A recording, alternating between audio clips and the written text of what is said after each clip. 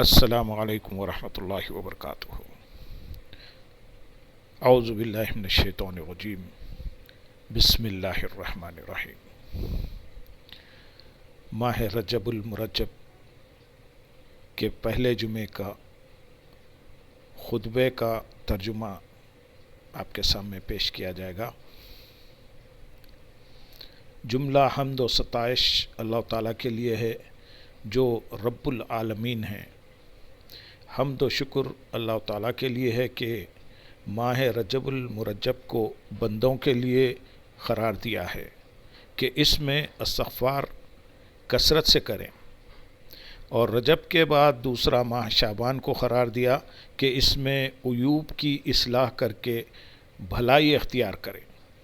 اور دونوں مہینوں کے بعد ماہ رمضان کو لایا کہ اس میں اللہ تعالیٰ کے بندے اپنے دلوں کو روشن کر لیں، اور اس ماہ مبارک رمضان میں شب قدر کو اپنی حکمت سے چھپایا، اور وہ غیب کے جاننے والے ہیں، اور اللہ تعالیٰ کے فضل و کرم کے عطایا ہمیشہ صبح و شام جاری ہیں، اور گواہی دیتا ہوں کہ نہیں ہے کوئی معبود برحق بجز اللہ تعالیٰ کے جو یکتا ہیں، جن کا شریک کوئی نہیں۔ ایسی گواہی جو تمام گناہوں کو مٹا دینے والی ہے، اور گواہی دیتا ہوں کہ ہمارے سردار اور ہمارے نبی اور ہمارے آقا محمد صلی اللہ علیہ وسلم اللہ تعالیٰ کے بندہ اور برگزیدہ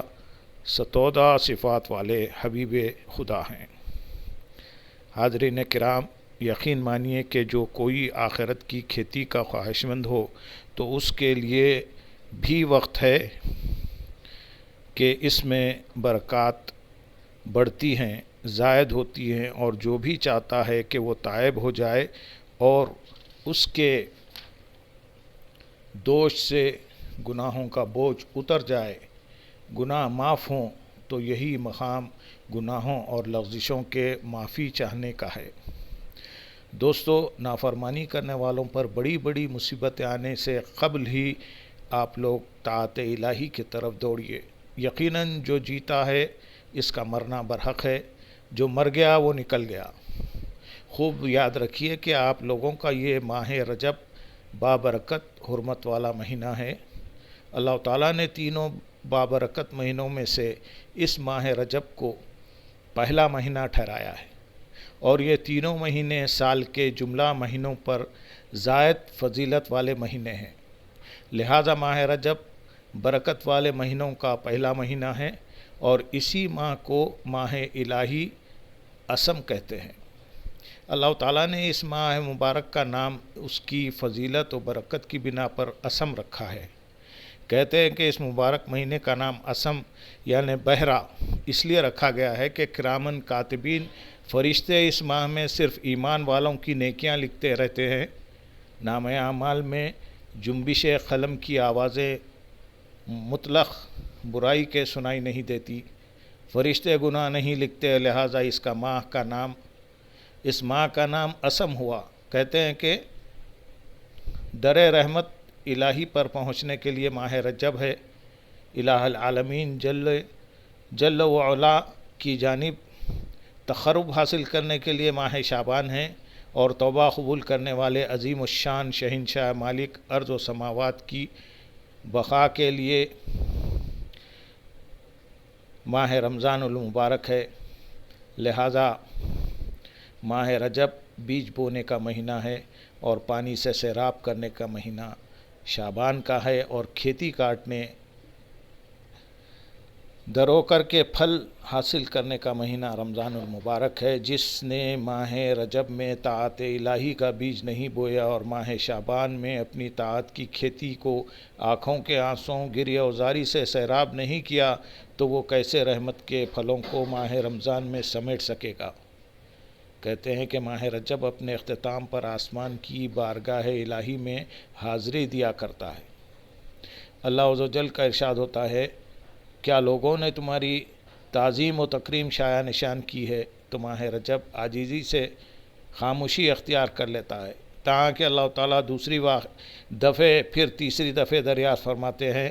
تو ماہ رجب جواب دیتا ہے کہ الہ العالمین آپ ستار العیوب ہیں، آپ نے اپنی مخلوق کو حکم دیا ہے کہ وہ دوسروں کے عیوب کی پردہ پوشی کیا کریں،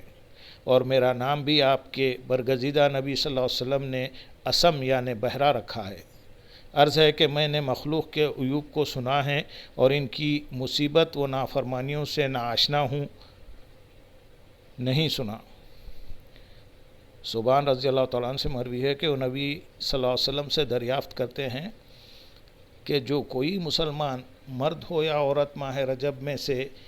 ایک ہی دن روزہ رکھتا ہے اور اس کے ایک رات خلوص نیت سے عبادت میں گزارتا ہو تو اس ایک دن کا روزہ اور شب کے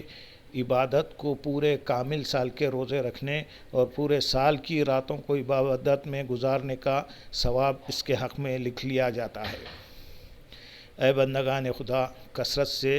روزے رکھنے اور عبادت میں شب گزاری کرنے اور گزشتہ ایام کے فروگزاشتوں سے توبہ و ندامت کے ذریعے اس مبارک ماہ کا احترام کیا کرو، اور تمام مخلوق کے خالق رب العالمین کا ذکر بکثرت کیا کرو، اور آپ لوگوں پر لازم ہے کہ مسلمان فقراء و مساکین کو خیرات و صدقات دیا کریں۔ آپ سلامتی اور رحمت والی جنت میں داخل ہوں گے، اور آپ سب مل کر دعا کیجئے کہ اے اللہ ہم سب کو غافلوں کے قید خانوں سے نکال کر ذکر میں مشغول رہنے والوں کے کشادہ سبزہ میں پہنچا دے، اور اپنی رحمت سے اے ارحم الراحمین ہمارا شمار اپنے خاص ایمان والے بندوں میں فرما دے، اور جملہ حمد و ستائش اللہ تعالیٰ کے لیے مخصوص ہے جو رب العالمین ہے۔